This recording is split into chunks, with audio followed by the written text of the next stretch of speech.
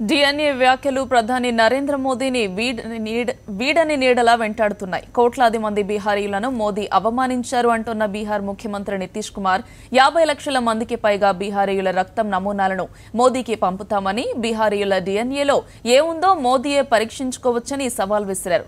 ఎన్నికలు తరుముకొస్తున్న తరుణంలో ఈ వ్యాఖ్యలు మోదీని ఇరకాటంలోకి నెట్టే అవకాశాలే కనిపిస్తున్నాయి.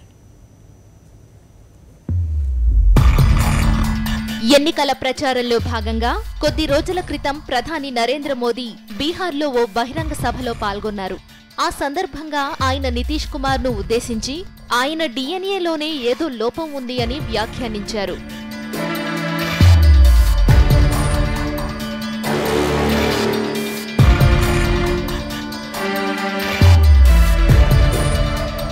దానికి నితీష్ ఏమాత్రం ఆలస్యం చేయకుండా కౌంటర్ వేశారు.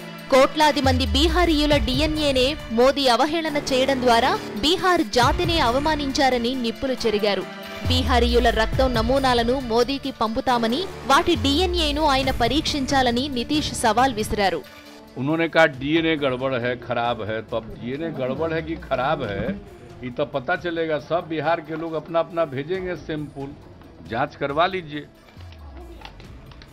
तो ये सब हो रहा है कि शब्द को वापस ले लीजिए। अच्छा होता है, इतने बड़े पद पर विराजे हुए हैं तो उनको ले लेना चाहिए था। तो हम लोगों ने इतना आग्रह किया, तो इसलिए ये कार्यक्रम चलेगा, शब्द वापसी का अभियान चलेगा और उस सिलसिले में सब लोग अपना अपना भेजेंगे और वहाँ भेज दिया जाएगा। अब जांच करा ले, डीएनए में क्या है पता चलेगा।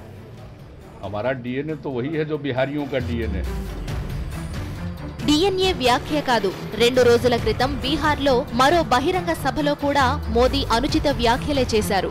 లాలు, నితీష్లది అవకాశవాద కూటమి అన్న మోదీ వారిని గెలిపిస్తే బీహార్లో జంగల్ రాజ్ పార్ట్ 2 వస్తుందని అన్నారు. బీహార్ బీమార్ అవుతుందని సెటైర్లు వేశారు. ఈ మాటలపైన బీహార్లో విమర్శలు వెల్లువెత్తుతున్నాయి. ప్రధాని తన మాటలను ఉపసంహరించుకునే వరకు పోరాటం కొనసాగిస్తామని నితీష్ కుమార్ అల్టిమేటం జారీ చేశారు. శబ్ద వాపసీ కోసం ఉద్యమాన్ని ఉధృతం చేస్తామన్నారు.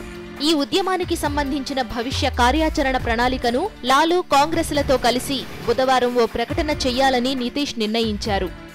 लालू जी भी रहेंगे, हम भी रहेंगे, कांग्रेस के भी नेता रहेंगे। कल हम लोग ज्वाइंट प्रेस कॉन्फ्रेंस करेंगे और कल ही संयुक्त कार्यक्रम का ऐलान भी किया जाएगा। कल होगा रैली की, जो 29 तारीख को घोषणा। अरे भाई कल सब पर बताएंगे, कल सारी चीजों पर बताएंगे। 29 को होगा कि 30 को होगा, क्या होगा, कल प्रेस कॉन्फ्रेंस होगा। మొత్తానికి ఎన్నికల వేళ బీహార్లో రాజకీయ వాతావరణం బాగా వేడెక్కింది. పొలిటికల్ డెస్క్, సాక్షి న్యూస్.